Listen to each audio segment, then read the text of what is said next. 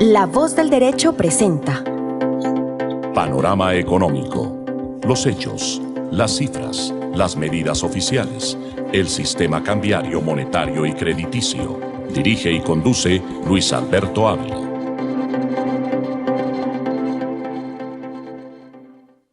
Bienvenidos a Panorama Económico con la dirección general del doctor José Gregorio Hernández Galindo. Hoy vamos a acompañarle Jimena Charri, Alejandro Velandia, en el control de máster el ingeniero de sonido Luis Daza. En el panorama internacional, como siempre, iniciamos con el análisis de todos los elementos económicos a nivel global, qué está pasando en Europa, qué está pasando en Estados Unidos, igualmente qué está pasando en Asia, con esta situación de reactivación económica. Especialmente el Banco Central Europeo advierte de una posible burbuja financiera y que podría darse una repetición de lo que pasó en los años 2007-2008, que todos recordamos esa burbuja financiera que inició en los Estados Unidos e hizo una cadena de transmisión a la Unión Europea, especialmente por el tema inmobiliario, que se entregaban prácticamente con las cédulas, se entregaban los bienes, los apartamentos, y muchas personas pues se endeudaban o quedaban sin trabajo, o finalmente estos bienes, estas casas, estos apartamentos valían menos que el valor o el saldo del crédito, y las personas o las familias terminaban entregando las viviendas. Este encadenamiento de esa crisis inmobiliaria del 2008 pues llevó a que los bancos obviamente no recaudaran la cartera de crédito inmobiliaria y terminaran elaborando, diseñando derivados, papeles, nuevos bonos, que básicamente los hicieron los economistas de la Universidad de Harvard. Ellos se dedicaron a esa gimnasia financiera, a hacer investigación econométrica, desarrollo de bonos basura, que estos bonos no representaban el valor real de las hipotecas y desde luego no eran transables ya en el mercado. Entonces viene esa crisis financiera, producto de la inactividad, de la no recuperación de la cartera de los bancos en Estados Unidos, y eso se transmite a la Unión Europea.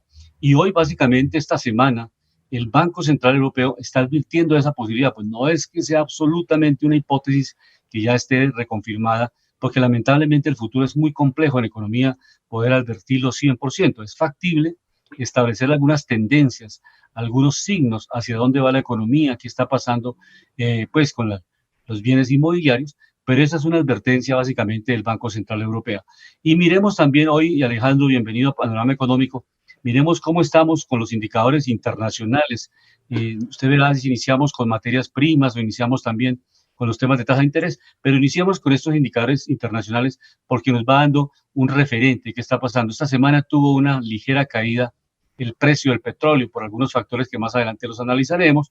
Son hechos económicos, independientemente de que pues habrá cambios en el gobierno o en algunos gobiernos el próximo año. Independientemente de los factores de gobierno, hay unos factores económicos, unos hechos económicos que van más allá de uno u otro gobierno.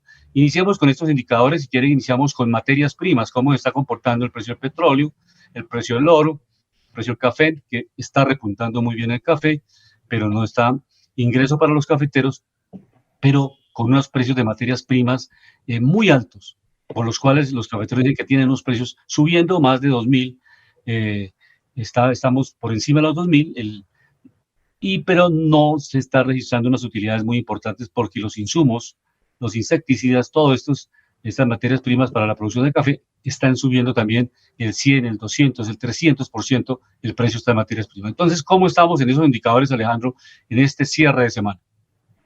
Sí, muy buenas tardes a todos nuestros oyentes de Panorama Económico, mis estimados colegas Luis Alberto Ávila, Jimena Charri, nuestro director José Gregorio Hernández Galindo e ingeniero de sonido Luis Daza.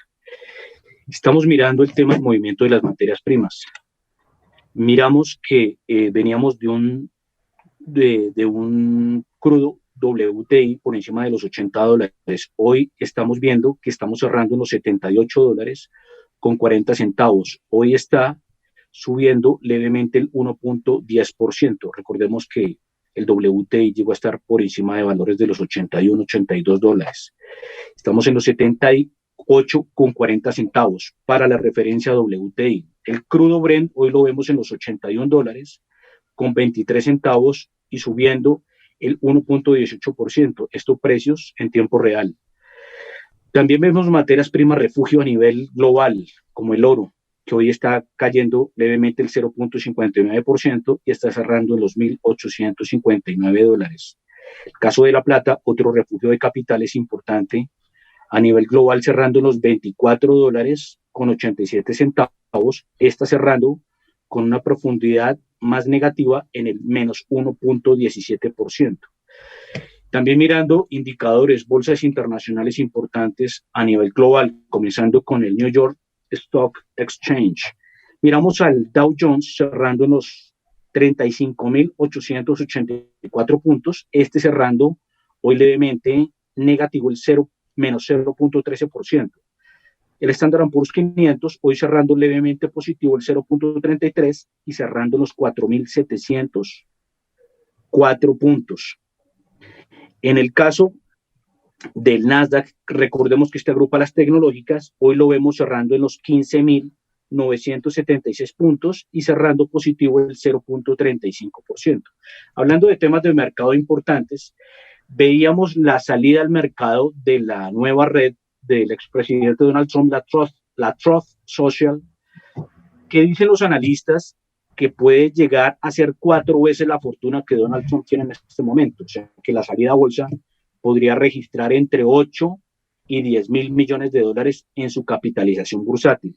Es una buena noticia para el mercado, una buena noticia para los seguidores de Trump, puesto que obviamente se sabe y se conoce que muchas redes como Facebook y Twitter bloquean a este exmandatario. Entonces es importante seguir los acontecimientos, pero esto es algo interesante. ¿Por qué? Porque hay que mirar que a través de esto, y gracias que en Estados Unidos todavía existe una ley de mercado, puede generarse competitividad y desarrollo a nivel de ingreso en el tema de mercado de capitales. O sea, el emprendedor todavía tiene oportunidades de ingresar. Muchos hablaban de experiencias antiguas como el caso Microsoft por Bill Gates, que decía que anulaba su competencia, anulaba a los emprendedores o los compraba o los barría del mercado. De esto también se habla mucho de Facebook, que compró Instagram, compró WhatsApp y ha comprado muchas otras, y las que dicen que no puede comprar, pues también las barra del mercado. Pero entonces esto también es importante para que el mercado se dinamice y no sea un solo protagonista, sino sean muchos oferentes en el mercado tecnológico, que hoy en día es la tendencia. Miremos otro tema importante que esta semana le ha tocado el nerviosismo a los que invierten en criptodivisas. Miramos que el Bitcoin estaba por encima de los 64, 65 mil dólares y hoy está cerrando los 57 mil dólares con 792, cerrando negativo en menos el 4.06%. Recordemos que este es un mercado muy especulativo porque obviamente salen muchas noticias, pero como no hay un custodio verificado, como no hay un regulador, un intermediador y un regulador en el tema del manejo de estas divisas, pues obviamente funciona mucho por tema especulativo. Miramos, por ejemplo, recordando que el Bitcoin hoy tiene una capitalización de mercado de 1.100.000 millones de dólares. En el caso de Ethereum, que es la segunda por cotización de mercado, miramos que la capitalización es de 482.000 millones de dólares y hoy está cayendo el 5.16%. Para cerrar con un valor de los 4.037 dólares. Recordemos que la capitalización de Ethereum es mucho más grande que la economía colombiana, puesto que su cierre al día de hoy es la capitalización de 482.000 millones de dólares. Y hay otras monedas que están dentro del top 5, que es como Solana, que está con una capitalización de mercado de los 60.000 millones de dólares y hoy está cayendo en menos el 9.05%. La volatilidad en estos criptoactivos es elevada. Entonces hay que tener mucha precaución. Además de esto, hay muchas redes que trabajan con estos criptoactivos, pero hay que recordarle a los oyentes que muchas de las ganancias que se generan de esto es de la gente que está entrando, porque con esas comisiones tan elevadas, pues este mercado, a menos de que tenga una valorización continua, pues lo puede generar, ¿no? Un tema simple de hacer sumas y restas. También miramos tasas de los bancos centrales, como lo comentaba mi estimado colega al principio. Banco Central Europeo sigue con su tasa estable del 0%. ¿Y por qué se habla de que puede venir una crisis? No solo por la inyección tan grande de capital que ha existido, porque entonces eso genera una descompensación, que llega a haber más dinero circulante que los bienes de intercambio en los medios de producción, que es lo que trata de tasar la economía. Miramos que el Banco Central está con una tasa del 0% y la próxima revisión para mirar si hay un cambio es el 16 de diciembre. En el caso de la Reserva Federal de los Estados Unidos, la vemos su tasa del 0 al menos 0.25%. Sigue estable en ese nivel, aunque dicen que vienen con una disminución en la compra de activos por parte del Banco de la Reserva Federal, esto en el tema de bonos, recompra de bonos y operación twist. También la revisión vemos que va a ser para definición de esta tasa un cambio el día 15 de diciembre de este año. Banco del Reino Unido, 0.10%, Suiza, menos 0.75%, Banco Central de Canadá, 0.25%, en el caso de Rusia, 7.50%, Japón, menos 0.10%, Banco Central de la India, 4%, China, 3.85% y Brasil, el 7.75%. Gracias, Alejandro, con estos indicadores. Jimena, muy buenas tardes, bienvenida a Panorama Económico. ¿Cómo está la situación? Ahora más adelante, Jimena, vamos a analizar el tema de la seguridad. Tenemos invitados muy especiales, directora del grupo de integrado de estrategia de seguridad en Bogotá, se llama el C4. Igualmente tendremos al profesor Jaramillo, que es un experto en materia de seguridad, porque estos dos elementos son fundamentales. Vamos a hacer ese análisis hoy, lo que tiene que ver con la seguridad en Bogotá, todo el manejo que se está dando, los planes estratégicos que se van a implementar, mucho más allá de un gobierno. Lo que importa es que si no hay seguridad integral para la sociedad en su conjunto, pues difícilmente podrá haber crecimiento económico y más adelante desarrollo. Entonces, esto lo vamos a analizar más adelante, Jimena, pero me gustaría iniciar este tema y pues obviamente darles la bienvenida nuevamente, Milena, a Panorama Económico. Pues a ver, les cuento que una noticia que me parece a mí bien positiva es, bueno, me gustaría también que me comentara qué opinan ustedes de que el gobierno nacional el día de ayer prorrogará la vigencia de la declaratoria de emergencia sanitaria por la pandemia de COVID-19 durante el siguiente trimestre. Esta medida pues será dada a conocer en pocos días a través de o mediante una resolución. Entonces quiero conocer la opinión de ustedes. Y la otra pregunta que quería hacerle a Alejandro es que el dólar está casi a 4.000 pesos. Esto es una noticia positiva para los colombianos, para comprar dólares, para vender dólares. Alejandro, ¿ese es el momento para venderlos o mejor esperamos un poquito más? Sí, Jimena. Sí. Adelante, Alejandro. ¿Quieren contestar la segunda pregunta? La primera pregunta. Sí, perdón. Siga, Alejandro, siga, Alejandro. Interesante la pregunta, siendo aquí como especie de oráculo, pues a ver qué va a pasar con el dólar. Y dentro de lo que pregunta Jimena, que es muy interesante, que conviene mucho precisamente no tanto a inversionistas también, sino a productores, importadores, y como lo hablaba nuestro estimado colega, la subida del dólar nos afecta en el tema de los insumos, por ejemplo, en el tema del agro. Entonces afecta, por un lado, al sector productivo. ¿Por qué? Porque es que Colombia tiene un desbalance comercial en el cual importamos más de lo que exportamos. Y como importamos más, pues esto obviamente nos da un incremento generalizado en los precios y los productos, desde los insumos hasta también los importados, productos terminados. Miramos, por ejemplo, hoy está cerrando el dólar en los 3.950 pesos y hoy está subiendo levemente el 0.47%.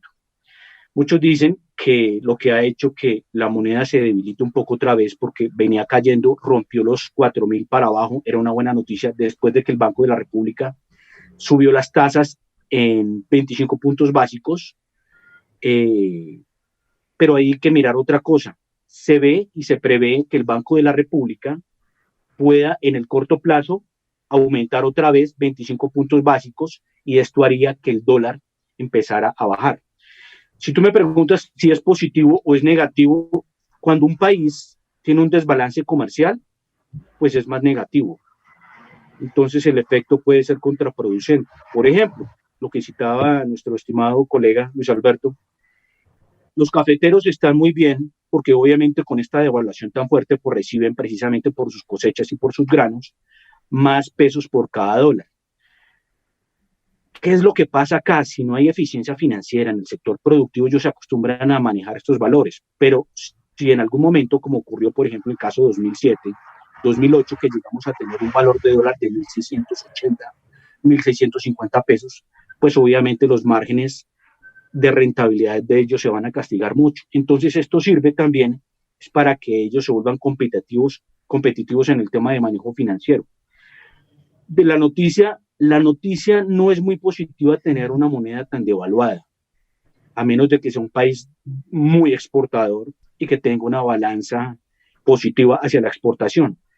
Pero pues obviamente esto no es positivo. Lo que sí por un lado es positivo es que pues no se nos ha acabado de caer la producción petrolera, que el petróleo pues obviamente todavía está en un buen valor, que está por encima de los $75. Esto también nos permite más ingresos.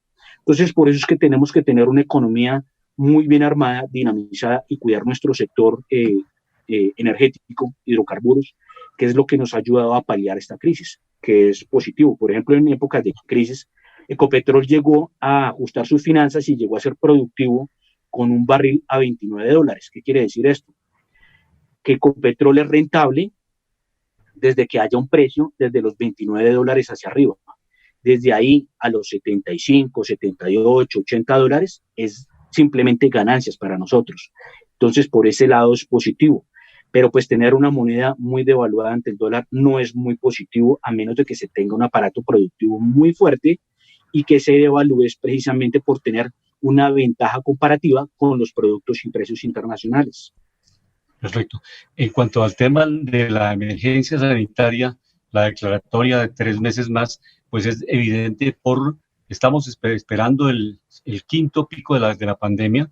Los epidemiólogos en el país en distintos medios han expresado que es posible que a final de noviembre y todo lo que viene de diciembre, si ya se están incrementando los casos en Colombia, ya las estadísticas del Ministerio de Salud está entregando información que ha venido subiendo los casos y también igualmente el número de fallecidos, de tal manera que es apenas normal. Lo que estamos viendo en Alemania, por ejemplo, que la gente está nuevamente en confinamiento sectorial y que en algunos casos les ha tocado, pues desde luego, tomar medidas extraordinarias. Entonces, igualmente la gente que no se ha vacunado ya lo está haciendo. Cerca de 500.000 personas acudieron hoy en Alemania para los programas de vacunación. Entonces, estos elementos, en el caso de Europa, que hay un rebrote, que es la quinta ola de contagio, pues realmente obliga a los países a prolongar esta situación que estamos viendo, la emergencia sanitaria, y particularmente en este momento tiene que tomar las medidas preventivas del gobierno nacional. Pero seguimos con panorama económico internacional y vamos a ver cómo está la reactivación en Centroamérica. Es un tema que no lo hemos tocado en muchos programas, pero hoy le vamos a seguir la pista. ¿Qué está pasando en Centroamérica? Especialmente todo lo que tiene que ver con Costa Rica, Salvador, Guatemala. Y vamos a escuchar un interesante análisis que va a realizar una de las personas que trabaja con el Banco Central de Centroamérica. Entonces vamos a escuchar este análisis de la directora del Banco Central, que nos comenta cómo está evolucionando la economía centroamericana y cómo va el proceso de reactivación. En donde a veces incluso las estadísticas oficiales se analizan con y sin canal, y fue, como tú lo mencionas, una de las economías de la región más afectadas por la crisis del COVID, con una caída que llegó a ser casi del 18% del PIB, lo cual estuvo muy ligado pues a la reducción del comercio internacional y obviamente el paso de los barcos por el Canal de Panamá y todo lo que esto significa, la derrama económica, digamos, de comercio y de exportación, importación de mercancías, etcétera, además todas las actividades logísticas que están relacionadas con el canal. Ahora, para el 2022, se espera que el crecimiento económico sea de cerca del 12%, pero a partir de entonces, a partir del 2022, para el 2023 y 2024, se espera que las tasas de crecimiento continúen siendo altas, porque 5% es una tasa de crecimiento alta, pero esto es menor a las registradas en el pasado reciente, las cuales pues fueron impulsadas por la ampliación del canal. Y también los viajes, ¿verdad? Porque realmente Panamá ha sido un destino muy importante, porque precisamente por el desarrollo tan amplio de sus sistema financiero y por ser también un lugar de comercio muy importante, entonces la caída de los viajes también tuvo un impacto muy importante. Como yo mencioné hace un momento, pues parte del trabajo, digamos, de la agenda que debe estar de manera muy importante en el caso de Panamá es el desarrollo institucional. Es fundamental fortalecer las instituciones en el caso de Panamá bueno, como en todos los países es fundamental tener, digamos, un comercio que pueda reactivarse y el turismo también que pueda reactivarse. Entonces esperamos pues que el apoyo a las reformas en el caso de Panamá y el apoyo hacia, digamos, la flexibilización de algunos de los mecanismos que se presentan en el sector público pudieran apoyar esas tasas de crecimiento para volver a ser las tasas de crecimiento prepandemia. Sin embargo, como mencionaba ya hace un momento, un 5% de crecimiento no es, es de los mayores de la región. Eso, el impacto tan fuerte de la crisis del COVID en Panamá reflejó la situación, como tú bien lo dices, de la región centroamericana y de la región de América Latina, dado que el principal destino de las exportaciones de toda la región latinoamericana son los Estados Unidos. Es el análisis de Florencia Castro Leal, que es la directora del Banco Central en Centroamérica. Es una primera fase porque ella hace un análisis bien importante sobre Panamá. O sea, Panamá antes de la pandemia conocemos que es un hub de carga de tráfico internacional muy importante y pues Panamá ha venido creciendo por encima del promedio de muchos países latinoamericanos. Ella hace referencia a que se proyecta para el 2022 un crecimiento del 5% de Panamá. Pero ahora escuchémosla a Florencia Castro Leal, repito, la directora del Banco Central Centroamericano. Escuchémosla haciendo el análisis de otros países, el caso de Salvador, el caso de Guatemala, el caso de Costa Rica. Escuchemos este segundo análisis que es muy interesante de qué está pasando en Centroamérica. Rápida.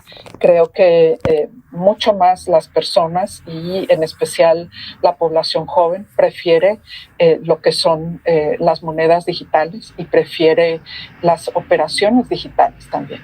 Entonces, estas operaciones que se pueden realizar de manera inmediata sin tener que estar recurriendo a una sucursal bancaria o estar utilizando dinero en papel, etcétera, es definitivamente el futuro para los sistemas financieros del mundo y permite realizar transacciones 24/7 con cualquier lugar del mundo, 365 días del año, sin tener que estar esperando, digamos, los horarios o, digamos, las transacciones se realizan de manera inmediata, en especial en El Salvador. Pues en el año 2000 se incorporó el dólar como una moneda de curso legal y se renunció a su moneda, que es el colón salvadoreño, y con esto también definitivamente pues se renuncia a las herramientas de política monetaria que incluye el poder enfrentar la inflación. Entonces, una de las vías por las cuales necesariamente se puede enfrentar la inflación es a través de las cuentas fiscales. Muy importante disminuir los déficits fiscales que reducen las presiones inflacionarias, digamos que podrían originarse especialmente con el gasto corriente del gobierno. Es importante señalar que en el caso de El Salvador es de las inflaciones más bajas en Centroamérica en las últimas 2 décadas y realmente por el momento no representa un problema macroeconómico en este tiempo. Entonces, digamos que en particular para el caso de El Salvador es muy interesante mencionar que se ha desarrollado por parte del gobierno una billetera digital, que es el Chivo Wallet, y pues precisamente tratando de modernizar, digamos, lo que significa la transferencia de las remesas, que en el caso de El Salvador y el caso de Honduras son cerca del 24% del PIB. Entonces, como yo mencionaba, estas remesas son un porcentaje mucho más importante que la inversión extranjera directa y que la cooperación del desarrollo, y es muy importante poderlas potenciar. es definitivamente el impacto que pueden tener en el beneficio, especialmente de los migrantes y de las familias de los migrantes, que tengan un impacto en su bienestar. Entonces, en este sentido, una de las áreas que hemos estado explorando es precisamente la inclusión financiera y poder alcanzar tanto a los migrantes que se encuentran en el extranjero como a las familias de migrantes. Una iniciativa muy interesante que nos han explicado por parte del Banco Agrícola en Guatemala es precisamente que elaboraron una forma para, digamos, un tipo de cuenta para que pudiera abrirse desde cualquier lugar del mundo solamente con una identificación y con un selfie. Entonces, no tiene que estar presencialmente la persona en ninguna sucursal para abrir la cuenta y esto definitivamente está enfocado a los migrantes, de manera que ellos puedan abrir esa cuenta, también la pueden abrir sus familiares y por tanto, digamos, tener un récord de sus transacciones en remesas, lo cual podría utilizarse como colateral para obtener créditos, tanto para emprendimiento como para vivienda, los cuales son dos mecanismos muy importantes que utilizan los migrantes para poder, digamos, mejorar su nivel de vida. Son, digamos, de las preferencias que ellos tienen, además del consumo. Y la idea es que no únicamente se utilicen las remesas para el consumo, sino que se puedan potenciar. Este análisis de Florencia Castro Leal, economista en jefe del Banco Centroamericano, es bien interesante. Ella nos deja 3 elementos importantes para panorama económico. 1, la dolarización de la economía en El Salvador. 2, el tema de las remesas, que hacen parte fundamental de los ingresos de estos países centroamericanos. Y se establece que el 24% del Producto Interno Bruto corresponden a remesas. Y 3, otro punto bien importante, en Salvador ha iniciado el manejo de las criptomonedas. Y ella comentaba justamente cómo los jóvenes, que eso está pasando no solamente en Salvador, Costa Rica, en Guatemala, sino también en Colombia y en muchos países del mundo, los jóvenes están tendiendo más a las billeteras digitales, o sea, manejar el dinero ya a través de estas billeteras digitales y desde luego la criptomoneda se convirtió, por lo menos en Salvador, en una alternativa de manejo. Entonces, 3 elementos fundamentales: dolarización de la economía salvadoreña, el uso de la criptomoneda y las remesas que masivamente están utilizando y que desde luego son los migrantes, la gente que ha salido de Centroamérica a trabajar a ese sueño americano y que pues trabajan muy fuerte 2 y 3 labores en Estados Unidos para poder tener algunos excedentes y enviarles a sus familiares. Esas remesas se constituyen en una reserva de dólares muy importante y Florencia hace hincapié en eso, que no solamente se debe utilizar esas remesas para el gasto, sino que se debe, digamos, tener unas inversiones, empezar a hacer una reactivación económica con esas remesas y que Centroamérica lo debe utilizar para la activación económica. Entonces, ese es el análisis muy práctico que podemos hacer acá en Panorama Económico de esta entrevista que hemos logrado con Florencia Castro Leal, economista en jefe del Banco Centroamericano. Su concepto, Alejandro. Sí, algo muy importante, hablando precisamente de la política monetaria, de la inflación. Vemos que en este momento Estados Unidos está registrando un histórico de la inflación del 6.2%, sobrepasó la barrera del 6% ya, y obviamente esto es un escándalo. Estados Unidos no llegaba a tener este tipo de inflación tan elevado desde el año 1991, o sea, estamos en el 2021, hace 30 años fue que Estados Unidos llegó a tener una inflación de este tipo, que estuvo fluctuando en el 6.1, 6.2, 6.3.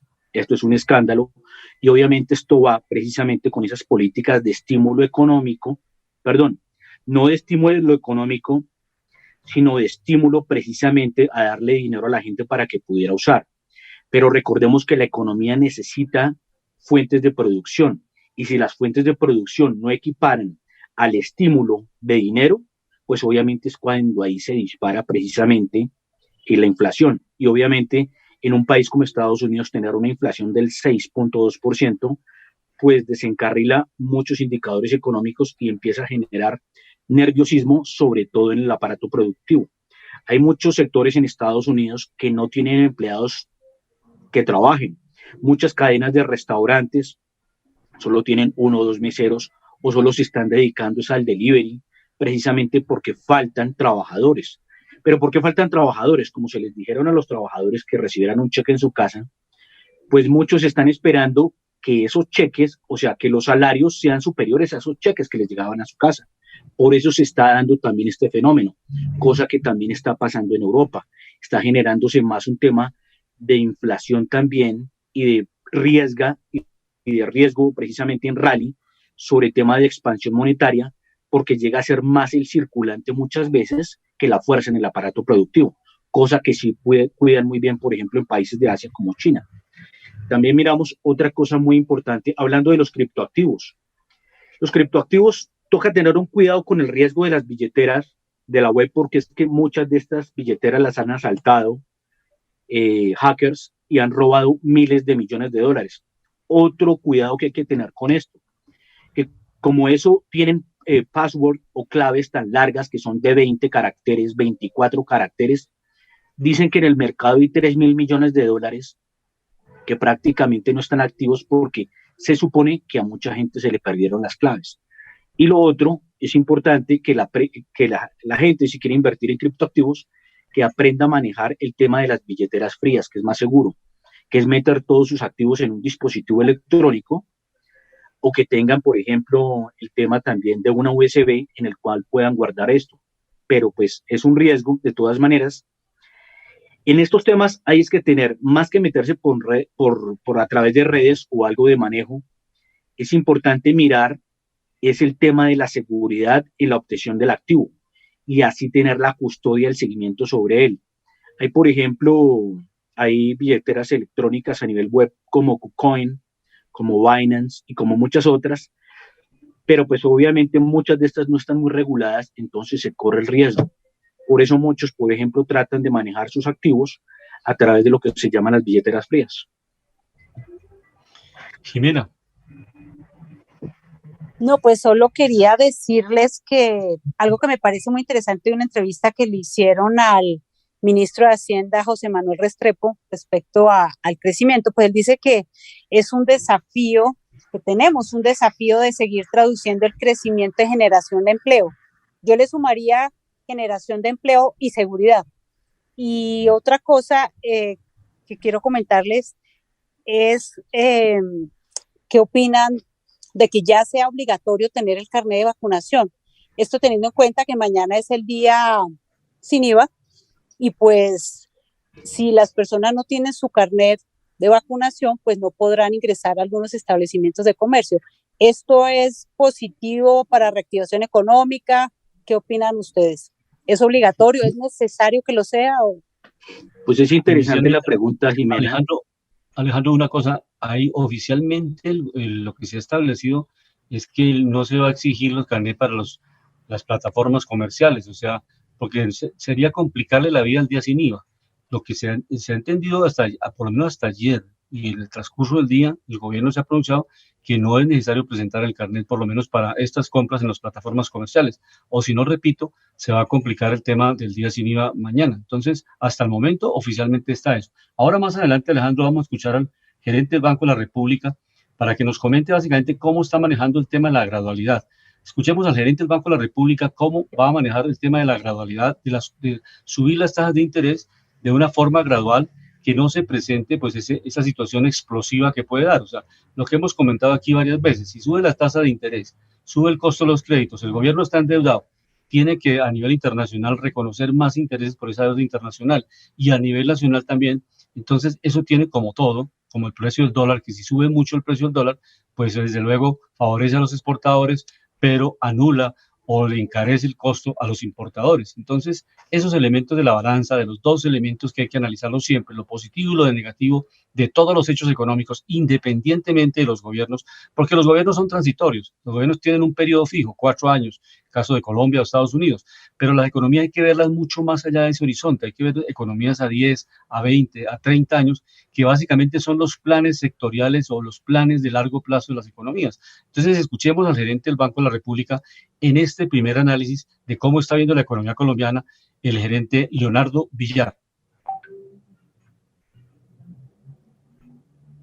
Las preocupaciones están cambiando porque pasamos de un periodo dramático de contracción económica que tuvimos como consecuencia de la pandemia a una recuperación rápida que se ha dado por diferentes circunstancias en un contexto que ha generado presiones a la inflación en el mundo entero, debido a problemas de oferta de algunos productos, a dificultades en el transporte, a problemas logísticos que generan disrupciones en las cadenas de valor a nivel internacional. Y eso, por supuesto, está afectando los precios a nivel mundial, hasta el punto que hoy, por ejemplo, Estados Unidos tiene una tasa de inflación relativamente alta para los estándares de ellos, una inflación en 5.2%, que es superior a la que tenemos en Colombia. Y eso, por supuesto, genera preocupación. No creo que estemos cerca, ni mucho menos, de volver a esas tasas de 2 dígitos que teníamos en el pasado, pero lo que sí es cierto es que tenemos que adoptar políticas acordes con las nuevas circunstancias.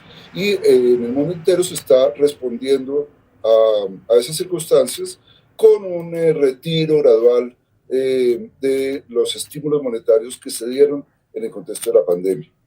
En el caso colombiano, como ustedes saben, pues empezamos ese retiro gradual de la política monetaria tan expansiva que tuvimos. Tenemos todavía una política monetaria expansiva que ayuda a la recuperación económica, pero vamos a ir moviéndonos, y nos hemos ido moviendo gradualmente en la dirección de reducir la magnitud del estímulo que corresponde y irnos yendo hacia una política monetaria más normal. Estamos en un proceso de normalización de la política monetaria, como lo está el mundo entero.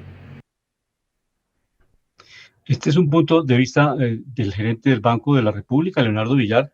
Desde luego, importantísimo lo que los 7 miembros de la Junta Directiva, la decisión que tomen de subir la tasa de interés. Para muchos economistas, para el caso de economistas que hemos invitado acá, César Ferrari y otros economistas como Jorge Iván González, Jorge Spitia, en fin, otro enfoque de pensamiento económico, pues han planteado que definitivamente no es el camino, no es la única alternativa que se tiene. Se puede también subir el encaje, por ejemplo. A final de año se pueden cerrar las válvulas y no generar suficiente recursos para que no haya una expansión monetaria. Y que, pues obviamente, que en Colombia, ahí este grupo de economistas, ahí también se encuentra Salomón Kalmanovic, ha venido planteando que Colombia no ha hecho una política realmente de expansión muy fuerte monetaria. Primero, porque no tenemos un banco urbano para distribuir el crédito directamente. O sea, tenemos apenas el Banco Agrario como banco oficial, pero en el pasado sí existió el Banco Popular. No sé si de pronto Alejandro, que es más joven, de pronto no lo alcanzó a conocer, pero el Banco Popular era la estrategia para, a través del Banco Popular, irrigar el crédito a la pequeña y mediana empresa. Este banco se le entregó a un gobierno en el pasado y se entregó muy barato, por la mitad del valor del precio de libros, y pues obviamente se privatizó. Pero la idea fundamental en Colombia sí hay que pensar en que, dijéramos, si salen recursos del gobierno para programas directos, no deben pasar por la banca, sino directamente Ministerio de Hacienda, banco oficial del gobierno. Y en este caso se tienen 2 alternativas para que pensemos en panorama económico, en propuestas, en alternativas, en salidas. Una, que el Banco Agrario convierta también un departamento para crédito urbano, para crédito industrial de pequeñas empresas, no solamente al sector agropecuario. O 2, la creación de un banco oficial que genere crédito a la pequeña y mediana empresa y rompa eso, porque en este momento tenemos a Bancoldex, pero Bancoldex es un banco de segundo piso, no llega directamente a los pequeños y medianos empresarios. Entonces, estos elementos de cambio, digamos, de instrumentos de política, en eso ya este gobierno no va a pensar, porque este gobierno es corporativista, está de acuerdo que el crédito necesariamente tiene que, unos recursos que le entrega el Banco de la República al sector financiero, este sector financiero pues obviamente los utiliza, tiene una rentabilidad, tiene un negocio, más los test que compran los bancos, pues tienen dos fuentes de ingresos, que es el mismo recurso que le entrega el gobierno para que los banqueros lo presten, y obviamente hay una tasa de intermediación. Y es un negocio fácil porque no hay ningún esfuerzo creativo, tecnológico, innovador, nada. Sencillamente, denme unos recursos, yo los presto y yo me gano una intermediación. Ahí no hay ningún trabajo productivo, lo que hay es un trabajo especulativo. Esos son los dos enfoques que hay, no solamente en Colombia, en el mundo. Y lo que dice el gerente del Banco de la República, el doctor Leonardo Villar Borda, es que la inflación no solamente es de Estados Unidos, es del mundo, y no la ocasionó ni el presidente Macri, ni la canciller alemana, sino la pandemia. O sea, esta pandemia arrastró, porque hubo un shock de demanda y de oferta de producción. Y si se para una máquina y cuando usted empieza a recalentar o a reabrir, empieza a prender la máquina, obviamente en el pasado o al final de este periodo cual se apagó la máquina, se consumieron todos los inventarios. Entonces nos quedamos a nivel global sin inventarios de producción. Y cuando se reactiva la economía mundial, lo que se necesita es aceleradamente esos inventarios. Como no estaban los inventarios, la suficiente producción petrolera, porque el petróleo dejó de explorarse y de explotarse, porque no era rentable seguir produciendo petróleo por debajo de los $10 o $15 del barril. Entonces, esos elementos objetivos, más allá si el presidente de Venezuela es Maduro, si el de Colombia es Duque, no, la inflación no es responsabilidad ni de Duque, ni del presidente en Brasil. Es un fenómeno global ante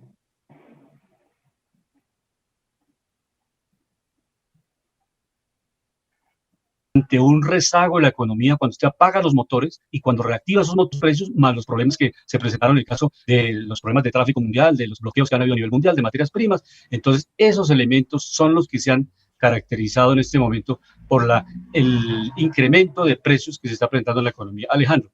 Doctor. Sí, eso es muy importante. ¿Jimena? Sí, no, pues quería, referente a lo que acaba de mencionar, pues recordemos que a partir del 26 de noviembre iniciará la discusión sobre el salario mínimo. Para ello se tendrá en cuenta la inflación, que en octubre fue de 4,58% anual, y la productividad laboral.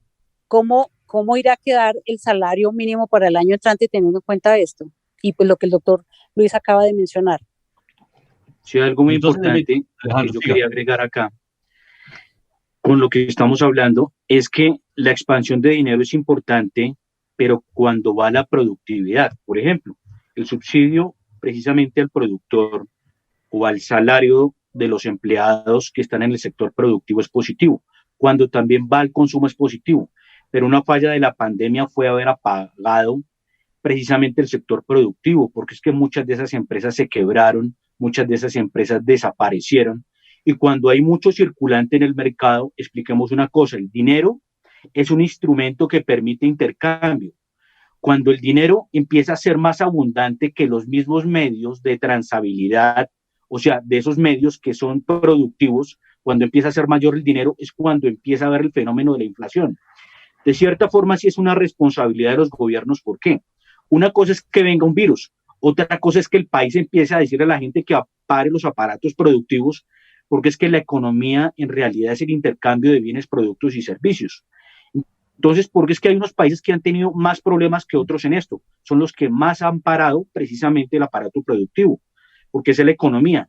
Entonces, por ejemplo, cuando hablamos de economistas de vieja data, hay que mirar en qué años gobernaron ellos y cuál fue esa política económica y si fue efectiva o no fue efectiva.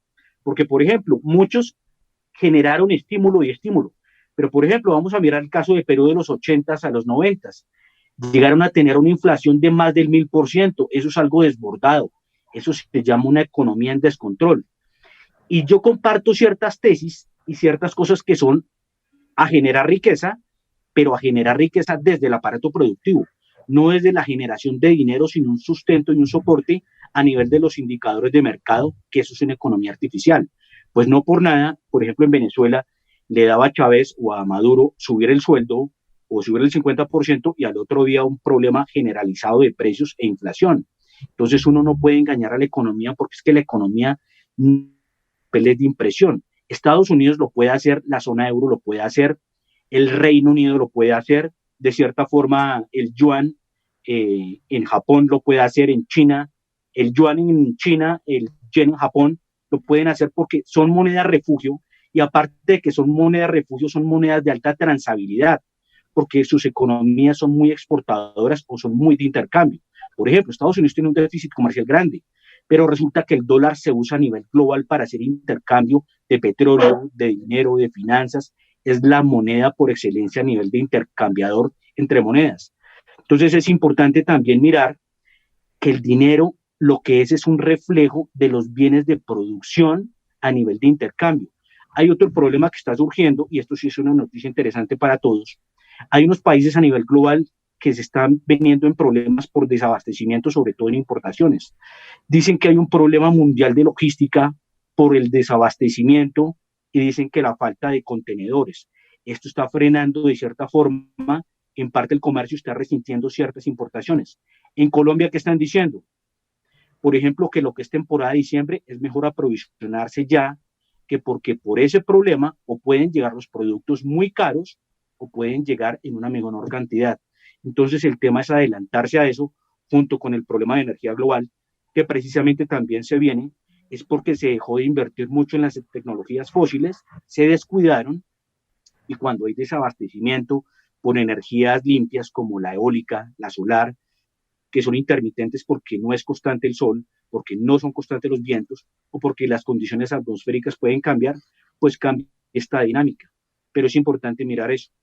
Hay un programa, hay un tema que quiero que toquemos de pronto en Panorama Distrital, no sé si alcancemos en este o en el otro programa, que sigue en la enajenación de acciones del Grupo de Energía de Bogotá. Y hay una alerta de esto. La empresa de energía de Bogotá es una empresa muy rentable, es de las empresas más apetecidas dentro de los sectores económicos a nivel global, el sector energía. Esta es una compañía muy rentable. En la pasada administración de Peñalosa enajenaron 10% de sus acciones. En esta administración de la alcaldesa de Claudia López, que había dicho que no iba a vender, están pensando a ver si enajenan otro 9%. No podemos vender la gallina de los huevos de oro y seguirla vendiendo, porque estos son los activos que generan ingreso al distrito y que a su vez hacen que las finanzas del distrito y de los bogotanos no sean tan pesadas, sino que también se puedan ayudar con las empresas y los activos que tiene el distrito para solventar su operación. Es importante hacer un llamado a esto porque si vendemos empresas que son muy rentables, ¿qué va a ser de nosotros en el futuro con los problemas que tenemos fiscales? Sí, hay otro análisis bien interesante, el segundo análisis de esta charla con el gerente del Banco de la República, el doctor Leonardo Villar, frente a la situación de reactivación económica. Escuchemos al gerente del Banco de la República en este segundo análisis que nos hace para Panorama Económico. Un mensaje para la sociedad en el sentido de que la Junta está teniendo una cautela muy grande en hacer el proceso de ajuste gradual, en hacerlo de una forma que tenga en cuenta los riesgos que enfrenta la economía, que reconozca que las circunstancias están cambiando de manera muy fuerte. Como ustedes saben, la economía la tenemos proyectada con un crecimiento para este año de 9.8%. Eso es radicalmente distinto a lo que teníamos a comienzos de este año para la proyección, donde pensábamos que íbamos a crecer 4.6%. Hemos ido revisando al alza sistemáticamente las proyecciones. Para el año entrante creceríamos un 4.7% en adición a ese crecimiento ya tan alto que tendríamos este año. Ya terminaríamos este año en niveles de actividad superiores a los que teníamos antes de la pandemia, y el año entrante probablemente terminaríamos en niveles equivalentes a los que hubiéramos tenido si se hubiera mantenido la tendencia que traíamos previa a la pandemia. En ese sentido, lo que entendí del mensaje del ministro y que comparto plenamente fue el proceso de ajuste en la política monetaria que se está haciendo como decisión unánime de la Junta.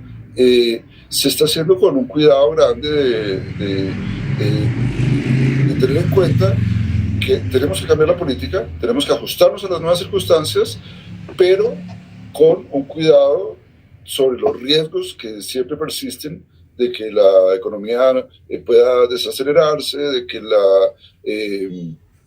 el empleo continúe el proceso de recuperación que estamos viendo en particular en los últimos meses y que esperamos que continúe de manera fuerte en los meses siguientes. En ese sentido, yo creo que la coherencia en los mensajes que ha mandado el ministro y los que hemos mandado desde la Junta es total. Ese es el análisis del gerente del Banco de la República, el doctor Leonardo Villar, relacionado con la proyección económica de crecimiento para el cierre del año 2021, por encima del 9%, y para el año 2022, que ojalá estemos por el orden del 4%, también hace énfasis en que la política va a ser gradual, no va a ser un crecimiento de tasas exponencial, sino gradual y consultando con la reactivación económica, porque si tenemos una quinta ola de contagio de coronavirus, pues naturalmente eso vuelve nuevamente a golpear la economía y a golpear toda la actividad y el movimiento de las personas, a los trabajos, a los estudios, a las universidades, en fin, la reactivación, la presencialidad no va a ser total. Eso depende mucho de esta nueva ola que vamos a tener a finales de noviembre y comienzos de diciembre y cómo se podrá comportar la economía colombiana. Jimena, en el caso del salario mínimo que estaba preguntando, pues desde luego que siempre hay unos elementos básicos para el estudio de ese incremento de salario mínimo. La inflación causada, ahora están diciendo que no se tenga en cuenta mucho la inflación proyectada, están pidiendo las centrales obreras, pero estos son los tres elementos fundamentales. Primero, la inflación causada. ¿Cuál fue la inflación? Jimena lo estaba diciendo, estamos pensando que la inflación va a superar la meta del Banco de la República, otros dicen que estaremos bordeándola. La meta del Banco de la República, el rango es entre el 2 y el 4%. Si pasamos del 4%, las centrales obreras están pidiendo que por lo menos suban el salario mínimo en el 6%. Y la inflación esperada, ¿qué estamos proyectando para el año entrante? Entonces, por eso es el famoso anclaje de la tasa de interés. Subir la tasa de interés para anticiparnos a un proceso inflacionario, que eso es discutible en el mundo académico y en las distintas universidades, eso es muy discutible, pero bueno, eso es lo que está tomando la Junta Directiva, subir la tasa de interés para controlar la inflación. De pronto no la controla, sino ayuda a dispararla. Pero lo básico es eso, que si el año entrante se proyecta una inflación de 4% y no sube de la meta del Banco de la República, pues desde luego ya se tiene en cuenta el segundo factor, inflación del año anterior, inflación proyectada, o sea, la inflación de este año que vamos, la inflación del año proyectada al 2022 y la productividad es el tercer elemento que los economistas que se sientan en esta comisión en el Ministerio de Hacienda, cuando se van a estas reuniones, se tienen en cuenta siempre esos tres fundamentos básicos. ¿Cuál es la inflación causada, la inflación proyectada y cuál es la productividad? O sea, cómo tenemos un mejoramiento en la productividad del trabajo, o sea, la gente produce más en menos tiempo y la productividad del capital, o sea, cómo estamos modernizando las empresas, haciendo innovación tecnológica que podamos bajar costos y con esa disminución de costos podamos incrementar esa productividad. Entonces, esos son los elementos que se tienen para el salario. Y hoy, pues tenemos también una importante intervención y un llamado. En eso, la productividad, se le hace un llamado a los jóvenes de Colombia para específicamente Bogotá, que es una de las ciudades más rezagadas en temas de bilingüismo. Escuchemos a la secretaria de Desarrollo Económico de Bogotá, Carolina Durán, que hace una invitación muy especial y ofrece 2.000 becas para que estudiantes de bajos recursos en Bogotá empiecen a convertirse en bilingües porque eso es fundamental para su vida. Para su proyecto de vida es fundamental manejar 1, 2 o 3 idiomas, el posible mínimo el inglés. Escuchemos a esta invitación de la secretaria de Desarrollo Económico de Bogotá, Carolina Durán. Llegó el momento de ser bilingüe en Bogotá. Estamos rezagados en bilingüismo y el mercado laboral lo exige. Queremos en este momento que ustedes apliquen a Hi Bogotá, un programa de la Secretaría de Desarrollo Económico para que aprendas inglés. La Secretaría Distrital de Desarrollo Económico de Bogotá, en alianza con CUEPA, tiene más de 2.000 cupos abiertos para que se formen en bilingüismo, para que hablen inglés. El mercado laboral de Bogotá está cambiando y no te puedes quedar atrás. Aplica ya. Apliquen ya, hasta el 7 de diciembre está abierto Hi Bogotá, la página web de Desarrollo Económico. Van a poder encontrar el programa Hi Bogotá. En el portal de Bogotá Trabaja está Hi Bogotá, ese programa que te ayuda no solamente a formarte en inglés, sino a conectarte con oportunidades laborales. El mercado laboral en Bogotá exige gente bilingüe, jóvenes, mujeres, apliquen ya, es gratis. Más de 2.000 personas queremos formar en bilingüismo para que tengan acceso a unas grandes oportunidades en la capital. Escuchamos a la secretaria de Desarrollo Económico haciendo una invitación muy especial a los jóvenes de Bogotá para que uno de los elementos de la competitividad laboral es el bilingüismo. Entonces, la Secretaría de Desarrollo Económico abre un programa completamente gratuito para que los jóvenes de Bogotá puedan aprender inglés en estos próximos meses. Esa es una invitación importante para mejorar la calidad, la pertinencia de la oferta laboral en la ciudad de Bogotá. Y pasamos al tema de seguridad en la ciudad de Bogotá también. O sea, perdón, hay algo que, por otro lado, vemos que el inflación está en el 4.58% al mes de octubre. Y también miramos que la tasa está en el 2.50% y la próxima revisión para decisión es el 17 de diciembre de este año. Y también miramos que, pues expliquémosle a las personas que de cierta forma es una felicitación para el Banco de la República por los problemas que hubo, por la emisión de dinero, por una cantidad de cosas, pero nosotros tenemos la inflación más baja que en los mismos Estados Unidos. Recordemos que la inflación en Estados Unidos está en el 6.2%, acá está en el 4.50%. Con la República por esta buena gestión y manejo. Recordemos que se controlar la inflación. ¿Por qué? Porque es que una alta inflación es la pérdida del poder adquisitivo, del bien activo que permite el dinero. Entonces, entre una inflación más baja, nuestro dinero nos alcanza para más cosas, ¿no? Entonces es importante tener estas cosas muy claras. Es importante también mirar el desarrollo y la expansión de dinero que vaya al sector productivo y también a bajar impuestos para que el aparato productivo sea competitivo a nivel financieramente, porque me sumo a algo que estaba diciendo nuestro estimado colega Luis Alberto, que hay que irnos a la modernidad, pero hay que incentivar a las empresas que vayan a la modernidad financiera, a que incrementen esos estados de utilidad operativa, utilidad neta, y que les permita entrar a un mercado de capitales donde los inversionistas se ven atraídos por esas tasas de crecimiento y de generación de utilidades, que es importante. No solo las empresas grandes en un mercado desarrollado son las que participan, sino que también, por ejemplo, en Estados Unidos y en Europa, pequeñas y medianas empresas también entran al mercado de capitales y hay muchos inversionistas que también pueden entrar ahí. Pero lo atractivo que tienen que mostrar ellos es que tienen que mostrar altas rentas. O sea, que su negocio genera una ganancia, una gran renta, para que precisamente esos inversionistas se vean incentivados a invertir sus ahorros y sus ingresos en el aparato productivo. Ahora escuchemos a la directora del C4, el Grupo de Seguridad en la Ciudad de Bogotá, la Estrategia de Seguridad, Ada Sandoval, que también está vinculada con la Universidad del Rosario. Pero escuchémosla porque ella nos comenta las estrategias, cómo mejorar la seguridad en Bogotá. Si se mejora la seguridad, también se da confianza al inversionista tanto nacional como extranjero. 300 están conectadas al C4, al Centro de Comando, Control, Comunicaciones y Cómputos. Digamos que, como decía ahorita César, hay una percepción y es que entre más cámaras voy a tener más seguridad. Pues no va a haber un video wall que pueda tener todas las imágenes al tiempo. Y la gente de pronto tiene eso en la cabeza, es que hay 4.000 cámaras conectadas, entonces están viendo lo que yo estoy haciendo y si sucede algo entonces van a responder de una vez. No es así, porque en un video wall no van a caber 4.300 y pico de cámaras. Entonces esa es la segunda tecnología, ¿sí? Pero ¿qué es lo que hacemos con la interconexión de cámaras tanto privadas como públicas?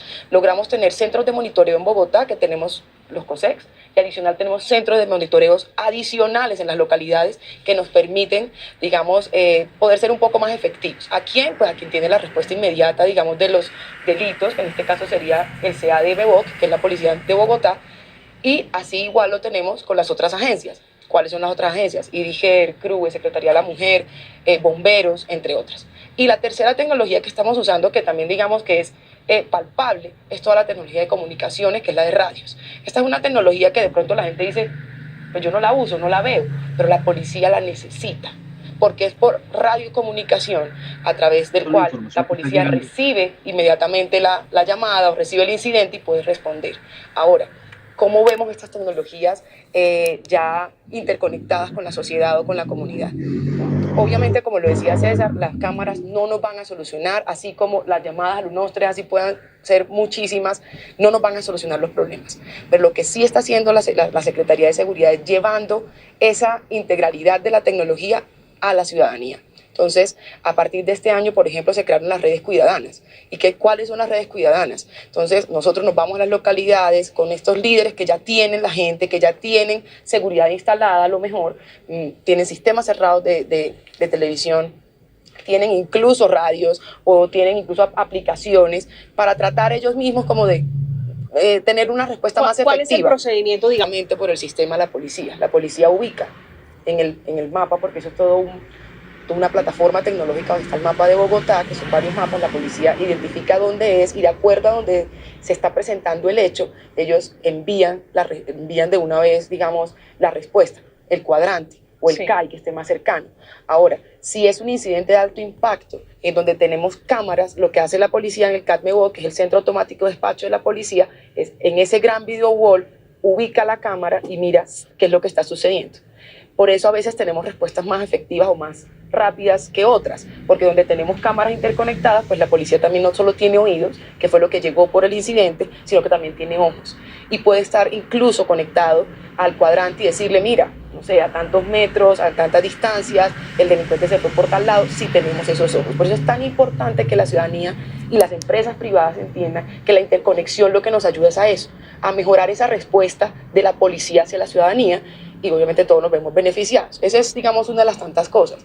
Ahora, estas cámaras que se interconectan de las localidades, cuando nosotros logramos interconectarlas al C4, también hacemos el mismo trabajo. La diferencia es que si esa imagen, en vez de llegar al C4 para que se devuelva, digamos, al centro de monitoreo, pues se toma unos segundos más, unos minutos más.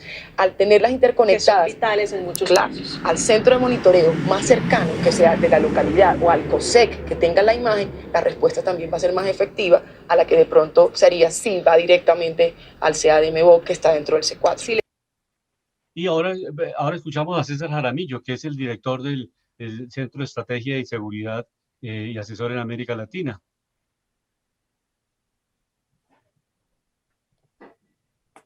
Estos retos porque a la proliferación de dispositivos móviles o diferentes tipos de tecnología se recolecta información y hay muchas veces en donde las instituciones no tienen la capacidad de analizar y manejar estos grandes volúmenes de información que están a disposición para ser analizados. Entonces es uno de los temas donde tenemos que tener en cuenta de que la proliferación de diferentes fuentes de información a la cual las instituciones que tienen que analizar investigación y tienen que realizar este tipo de investigaciones, pues también tienen que tener los recursos tecnológicos para poder analizar estos grandes volúmenes de información y sacar conclusiones efectivas y concluyentes a la hora de la judicialización de un proceso.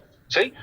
Otro tiempo sería, como uno de los grandes paradigmas, es poder acceder a información crítica en las primeras 48 horas después de haberse presentado el incidente. Si no hacemos esto, pues ya muchas partes de poder resolver, casos exitosamente se verían un poco afectados. De ahí a dónde podemos ir. A la evangelización y entrenamiento de las instituciones en situaciones críticas o específicas, como son los equipos de primera respuesta o los donde se comienza un manejo de custodia, de cadena de custodia. Los últimos reportes del 2018 y 2019 de Corporación de Justicia y Paz sacaban unas conclusiones que muchos de los casos de vencimiento de términos, que en algunos casos es más del 45%, no es por la incompetencia del personal investigativo o analista, es simplemente porque no se tienen los recursos, ni el tiempo, ni la tecnología para poder analizar ese tipo de información que está presente en cada caso. Es simplemente capacidad de respuesta que tienen las instituciones desde el punto de vista de recurso humano y de acceso tecnológico a diferentes herramientas que son basadas, digamos, y podríamos hablar más adelante de esto, de inteligencia artificial, donde se pueda tener la capacidad de llegar y analizar, como lo decía anteriormente, varios casos al mismo tiempo y ser más eficiente y darle celeridad a las investigaciones. Aquí hay dos elementos importantes. Digamos, los problemas estructurales de la seguridad, que es todo un problema de modelo económico, de cómo la comunidad en su conjunto, la sociedad en su conjunto no tiene las oportunidades para acceder al trabajo, a la educación, a las distintas etapas de bienestar social. O sea, es decir, una sociedad que no tiene respuesta a esas necesidades estructurales tiene las grandes posibilidades de tener una marginalidad del delito. Pero esta etapa que analizamos con Carlos Andrés Jaramillo tiene que hacerse referencia a los elementos ya de choque, o sea, ya la respuesta una vez se producen los delitos, o sea, ya no es la etapa en la cual nos anticipamos como sociedad a los problemas estructurales. Entonces, Jimena, en 30 segundos, estos son los elementos básicos que están implementando, que están diseñando en Bogotá para mejorar la seguridad ciudadana. ¿Cómo le parecen esos elementos? No, pues muy interesantes, y también sería muy bueno que la policía estuviera infiltrada en todas las zonas comerciales de la ciudad, ¿no? Eso permitiría como que hubiese un mayor control, porque si bien es cierto, como lo mencionaban, las cámaras son, pues son parte de la estrategia. Considero que es también importante que la policía, que el cuerpo policial esté operativo, inmerso en la comunidad, sí.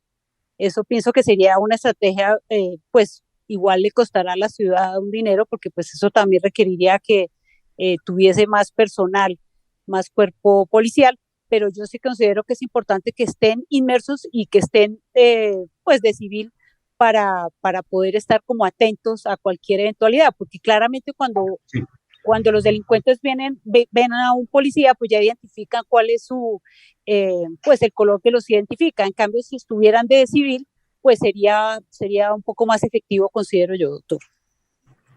Llegamos al final de Panorama Económico con la dirección del doctor José Gregorio Hernández Galindo. Hoy les acompañamos Jimena Charri, Alejandro Velandia, Luis Alberto Ávila, en el control máster el ingeniero sonido, Luis Daza. Muy buena tarde para todos. La Voz del Derecho presentó Panorama Económico. Los hechos, las cifras, las medidas oficiales, el sistema cambiario, monetario y crediticio, la agricultura, la industria, en La Voz del Derecho.